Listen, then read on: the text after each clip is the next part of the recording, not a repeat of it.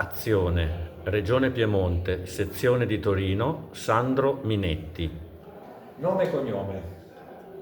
Sandro Minetti, Anno di nascita.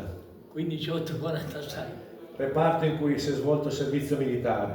0, Luogo di residenza al momento del terremoto. via Montebello 15 Montanaro. Gruppo alpini di appartenenza a quel tempo. No, ero pure per loco. Ok. Partiamo con le domande. Cosa ricordi della sera del 6 maggio del 76, quando è successo il terremoto? Scendevo dal primo piano, quando ho aperto la porta il lampadario che ballava. Qual era il tuo lavoro in quel momento? Era meccanico. Avevi già una famiglia? No, Come accolsero la tua scelta di andare ad aiutare il Friuli? 2 mesi dopo siamo andati a portare i viveri e letti. Ma la tua famiglia, papà e mamma, come hanno accolto la tua notizia che vado in Friuli ad aiutare chi ha bisogno? Niente, non hanno fatto obiezioni. Ok.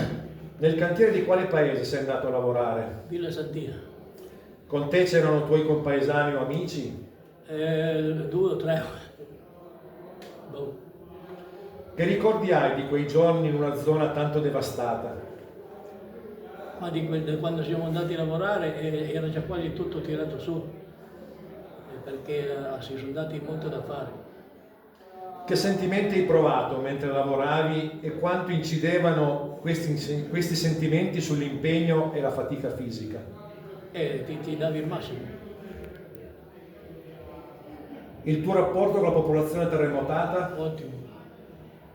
Hai mantenuto rapporti anche con loro negli anni successivi? No. Questa esperienza ha influenzato la tua vita e soprattutto il modo di affrontarla? Ma più o meno sei sempre stato uguale, perché ho sempre cercato di aiutare chi potevo. Ok. L'ultima domanda.